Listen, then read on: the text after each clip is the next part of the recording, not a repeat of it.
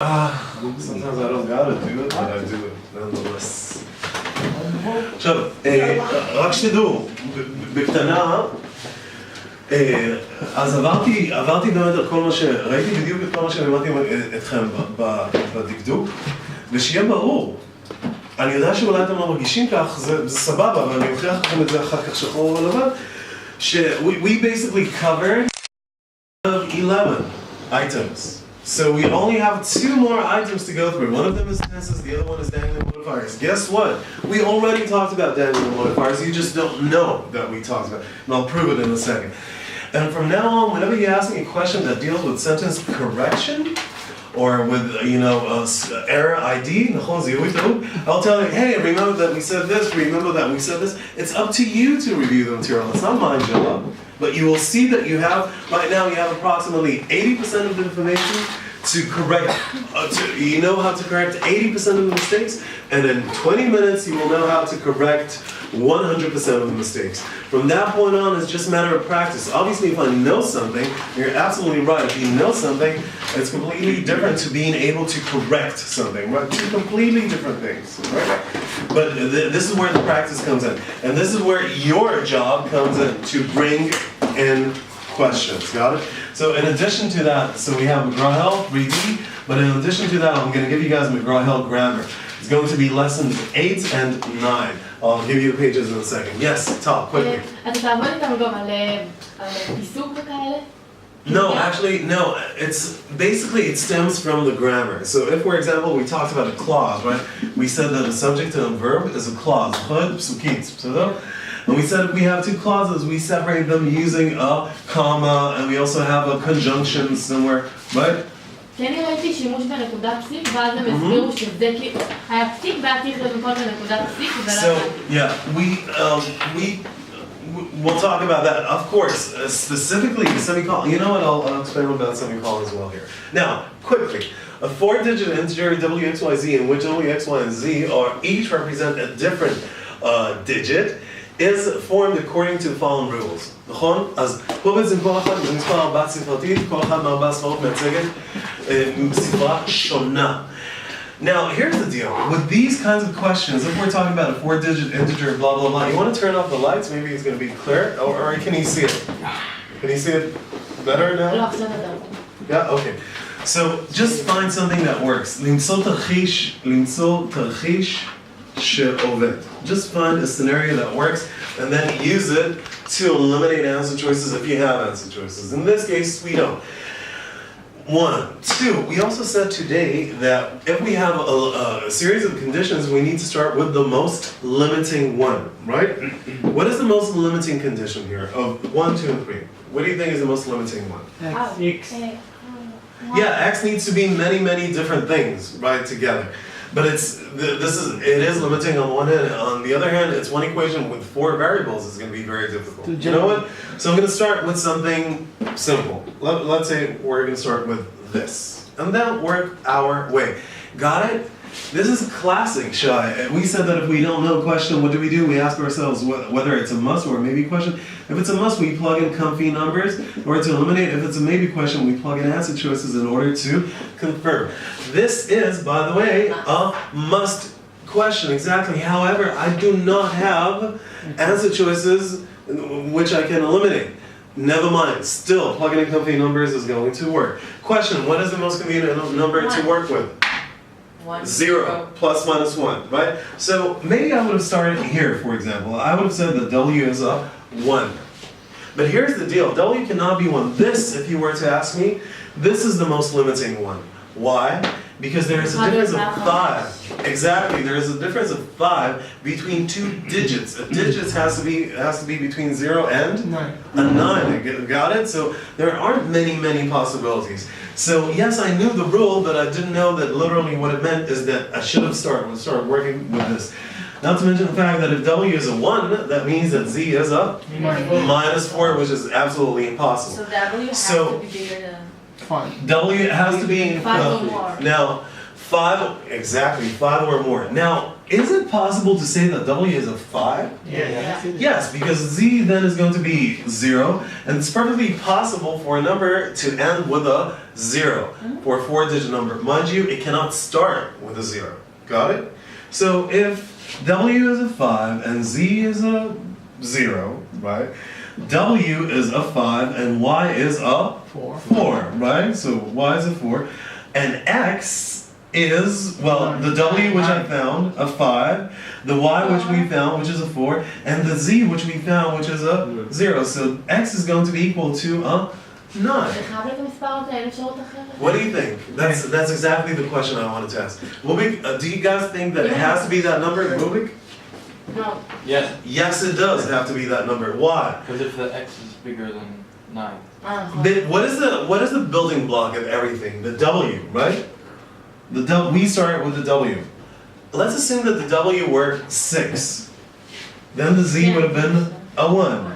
Then the Y would have been a 5. And then the X would have been a 6 plus a 5 plus a 1, which is 12, which obviously is impossible. Got it?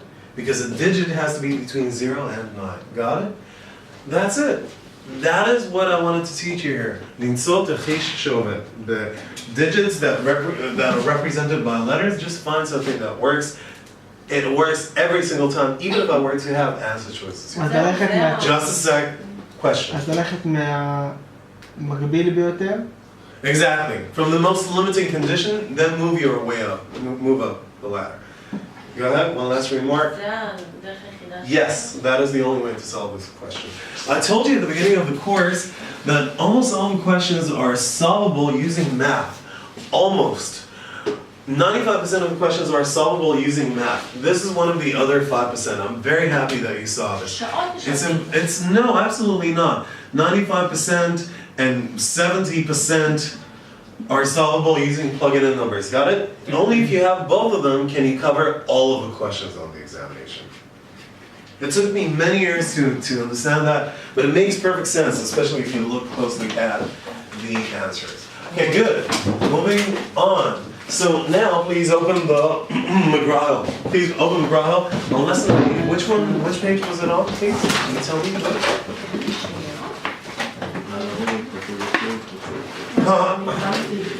Lesson number 8 with the grammar. Can you tell me? הנה, 540. 540, please. Thanks. ו9, 544. Never mind.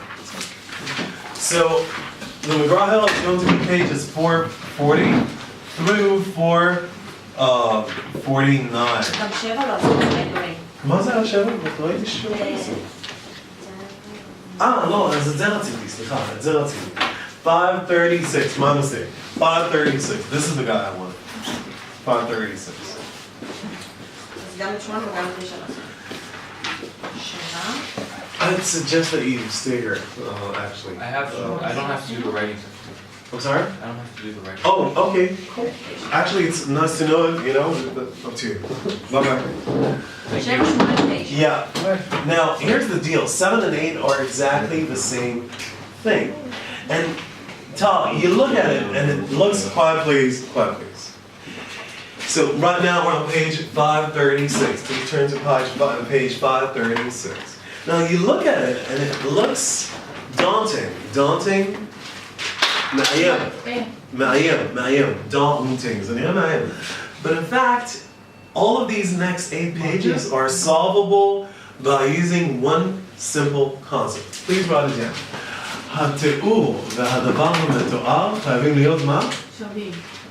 קרובים הרמת העלות. והגיוניים. That's exactly my point. I already taught you that. I told you that, you know, it's about dangling modifiers and you think that you don't know, but actually you do know it, and this is how you know it. So this is basically going to solve 8 pages right now. Very, very cool. Very cool. קרובים כמה שיותר? כמה שקרובים, כמה שיותר והגיוניים. מה... Let me show you. Take a look at this sentence, for example. After having studied all night, the professor postponed the test until Friday. Basically, this is a description. נכון? הדבר הזה הוא תיאור, נכון? Yes, It's describing somebody who studied all night. The student. The students, got it? It doesn't make sense that the professor is going to study all night. Got it? So this sentence is wrong. Why? Because this does not make sense. זה לא הגיוני. נכון? It doesn't make sense to tell that the professor has studied all night and then he postponed the test. המשפטים הרי צריכים להיות הגיוניים וסבירים. מובן הרציונל? How would you correct this? After having studied all night? After the student. Exactly. After having studied all night, I was informed, or actually this is not a very good example, but the students were frustrated to learn that the professor had postponed the test until Friday. Got it? After having studied all night, we are looking for somebody who is capable of studying all night, and that thing has to be a student. Yeah, it does. It's not a very good example that McGraw-Hill used. ולפעמים זאת התשובה הנכונה, אבל כאילו, אני לא מבינה למה. Well, let's take a better example. Okay, take a look at this. Bob found his watch walking to the bathroom. Now, what is the description here? That the watch was walking. Exactly. First of all, what it means is that the watch was walking to the bathroom. Why? Because you have, this is the description, walking to the bathroom, נכון? זה התיאור, ולמי הוא הכי קרוב? לwatch, נכון? But it doesn't make any sense, right? So how would you correct this? Falling into the bathroom. I'm sorry? Falling into the bathroom.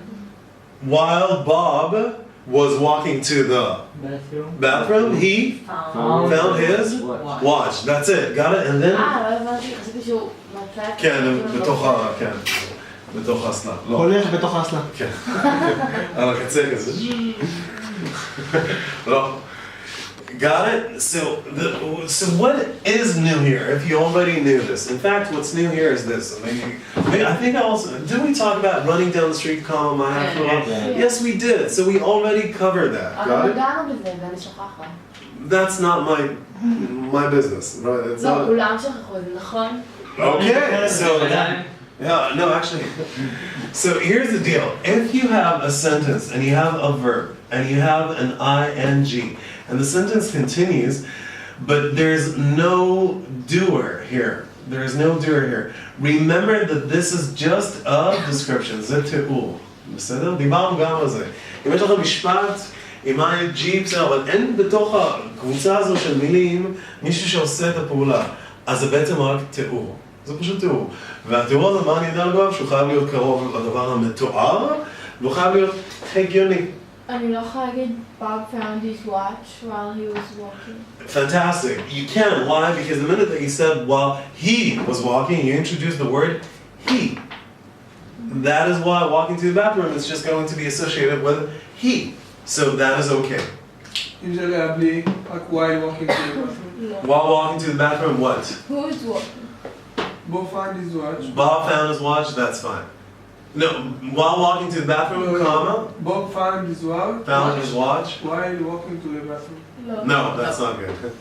You have to have the he, exactly. Because you don't know then who walks. So is it Bob or is it the watch? You need to make it clear. Now, this is basically it, right? They call it dangling of misplaced modifiers. For example, eating ravenously. Do I have a verb here? Do I have a verb here? No. Eat. Yes, I do. Eat, right? Does it have an ing? Yes. Okay. Do you have somebody who does it? No. You still don't know who the doer is. Got it? So that means this is going to be the description. זה יהיה התיאור. והוא חייב להיות, הוא המודיפייר, הוא התיאור. מודיפייר זה פשוט תיאור. והוא קרוב לדבר המתואר. מה זה הדבר המתואר? פה אני רוצה בבקשה לצפות למישהו או משהו שמסוגל, מה? לעשות? לאכול. נכון? So when eating ravenously, what I want you to do is immediately say, okay, I'm waiting for somebody or something that can eat. The vultures. Can vultures eat? What vultures? נשרים. יכולים לאכול? כן.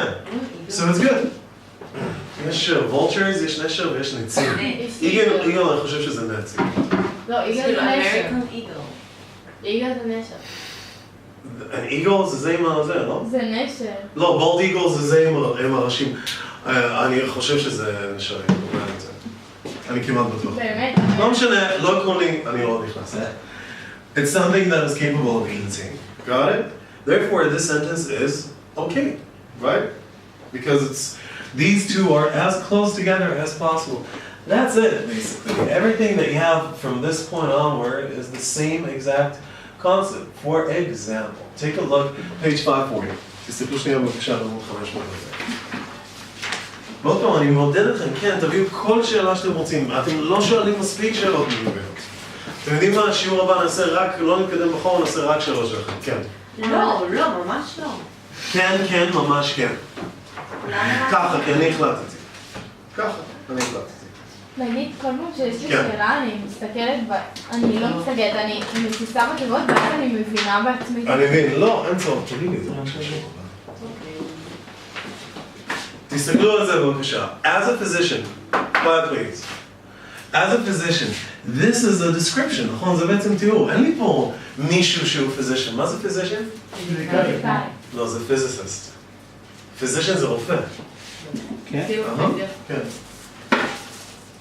physician זה רופא. פיזיק זה מבנה של בן אדם. physics זה פיזיקה. פיזיקאליסט כאילו? לא, physician רופא. מישהו שמטפל בגוף של בן האדם. As a physician, so what are you expecting? Now we're expecting somebody who is capable of being a physician. So is this okay? No. No. Why? Because it's impossible that it is going to be a physician. So it was difficult for me to see such suffering. No, no, no, no, no, no, no.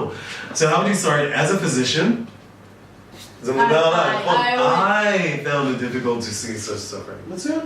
הנה, זה התיאור. רגע, זה הדבר. שנייה להביא את המשפט הזה. יש לך אותו, לא? אבל כי זו דוגמה ממש טובה, כי זה ממש סדרה. אז תסמני אותה, אני... עמוד 540. עמוד 540, מה זה שובה?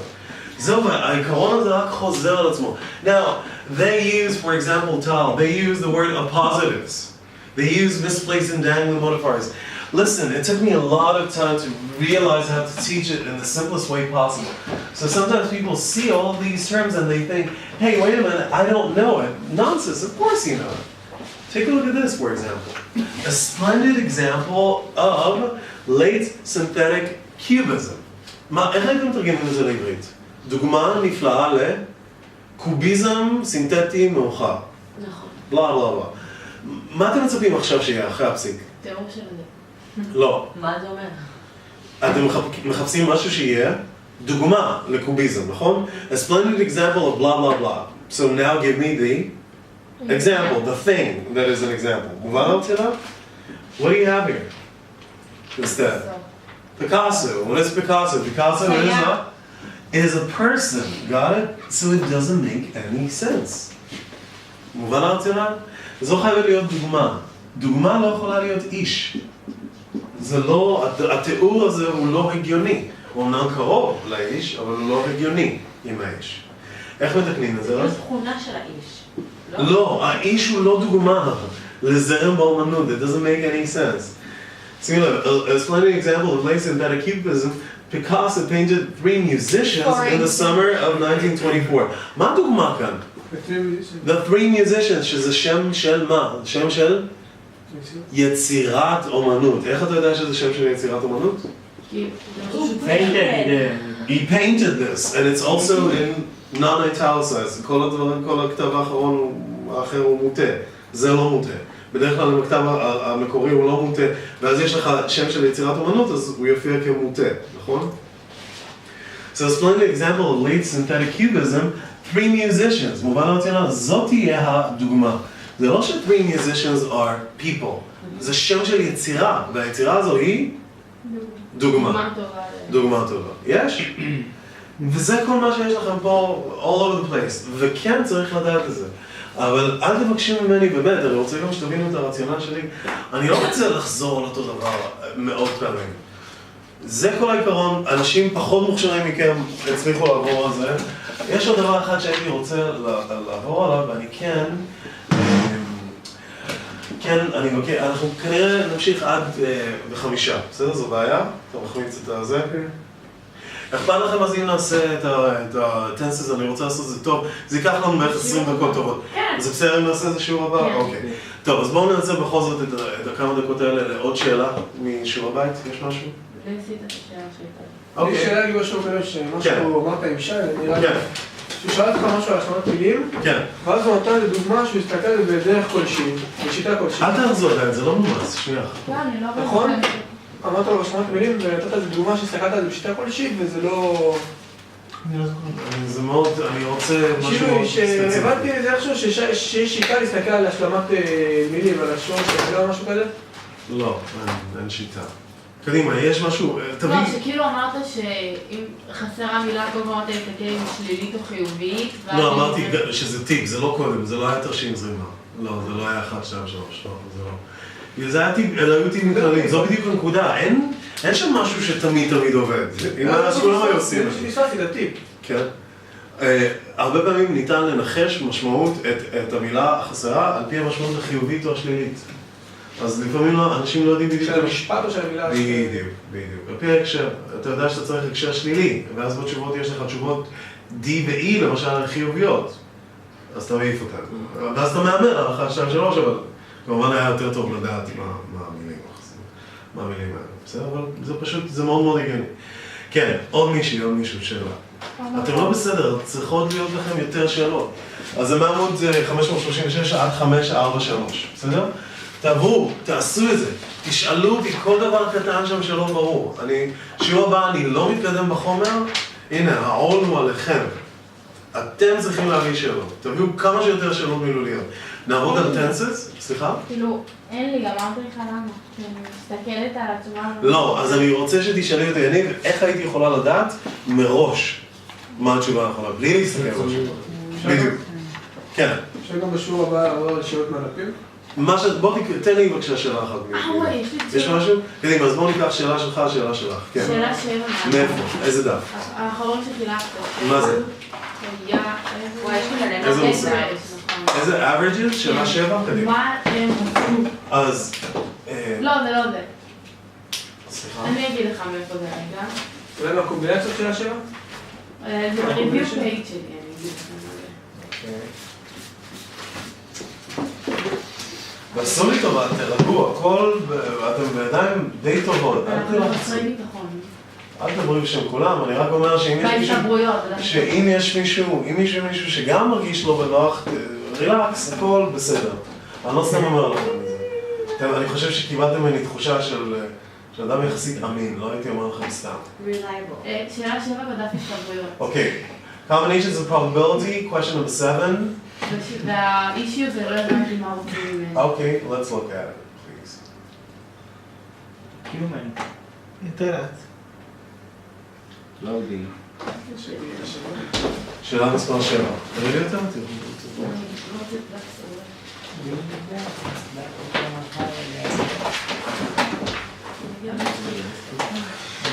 הנה,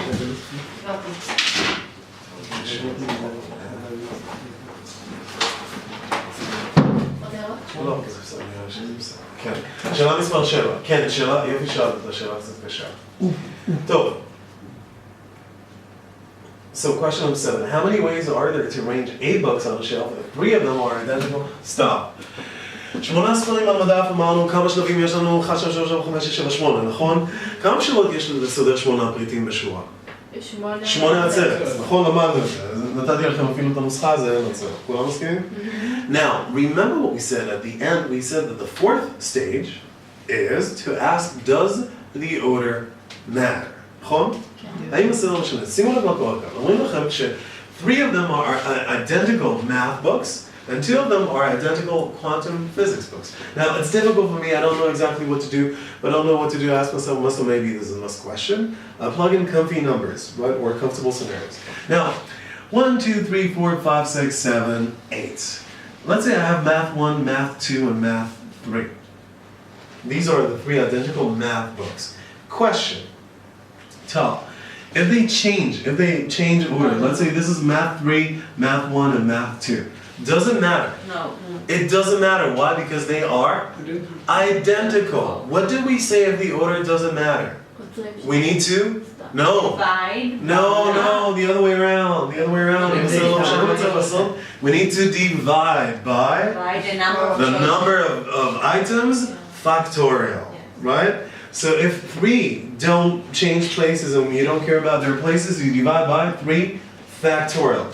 If physics 1 and physics 2 trade places, doesn't matter. No, it's the same, right? It's the same. So we need to divide by these 2 physics books as well. That's it, the current tense of choices. And by the way, don't feel bad about it. It's a difficult question. It's about an 85th percentile question or a 90th percentile question. It's a very, very difficult question. Okay, so that's it for tonight. It was a good lesson, but yeah, we have enough time, so next lesson, please remind me, because I will have my own agenda. Hopefully they will print the new pages, the right pages, but we're not going to go through them. Maybe we'll take one of those